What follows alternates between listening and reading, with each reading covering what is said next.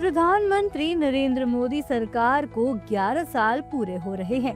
इस मौके पर अभिनेत्री हिना खान ने मोदी सरकार की सराहना की और कहा कि इन 11 सालों में भारत बहुत ताकतवर बन गया है। देश कई क्षेत्रों में काफी तरक्की कर रहा है। साथ ही हिना खान ने ऑपरेशन सिंदूर से लेकर कई अहम मुद्दों पर अपनी बात रखी। हिना खान ने पीएम मोदी सरकार के आने से भारत में आए बदलावों पर अपना अनुभव साझा किया और कहा कि सड़कें, इमारतें, तकनीक, अंतरिक्ष, दवाइयों, आयुष्मान भारत योजना, गरीबी कम करने, सेना और देश की आर्थिक व्यवस्था जैसे क्षेत्रों में हम पहले से काफी बेहतर हो गए हैं। ट्रांसफॉर्मेशन, देखिए मुझे अपने लिमिटेड एक्सपीरियंस से तो यही महसूस होता है कि आज का जो भारत है वो बहुत ज़्यादा पावरफुल है। Infrastructure, technology, space, medicine, Ayushman Bharat, poverty reduction, defence या फिर इकोनॉमी, हर क्षेत्र में आज हम पहले से बेहतर हैं।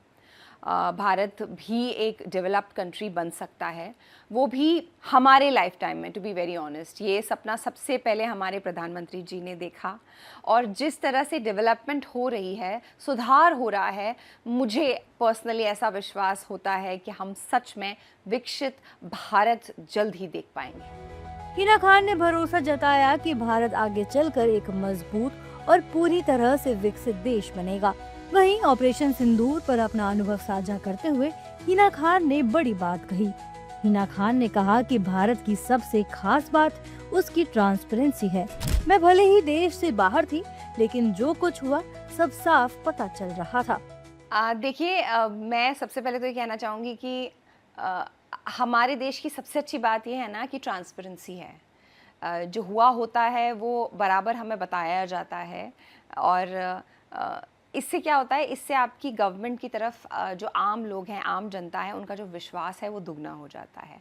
तो अगर हम ऑपरेशन सिंदूर की बात करें या जो पूरा वो we were in a state of war almost, तो तब मैं यही कहना चाहूँगी कि एक चीज़, मैं हालांकि दूसरी कंट्री में थी, but I was very aware about what is happening in my country.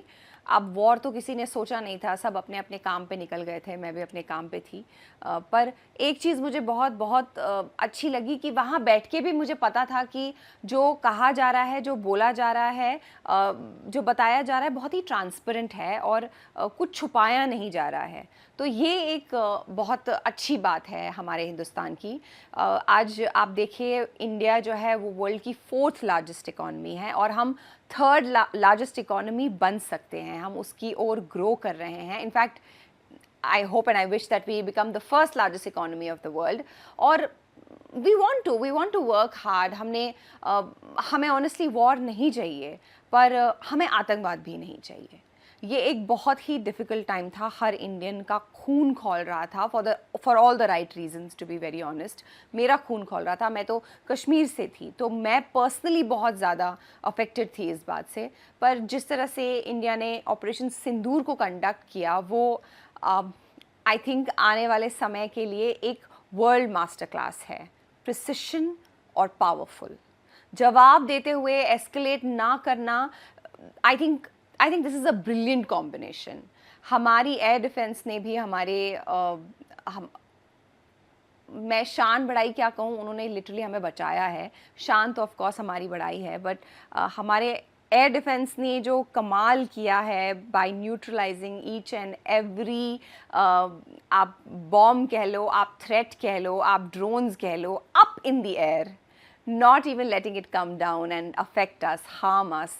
I don't have words, मेरे पास सच में वर्ड्स नहीं हैं। और जिस तरह से हमारी brave female officers colonel Sofiya Qureshi और विंग कमांडर व्योमिका सिंह ने ब्रीफ किया, वो एक इक्वालिटी की बहुत बड़ी मिसाल थी from my country. Power and unity को दर्शाता है ये जो एक दृश्य हमने देखा, जिस तरह से हर दिन कर्नल सोफिया कुरैशी और विंग कमांडर व्योमिका सिंह हमें ब्रीफ करते थे।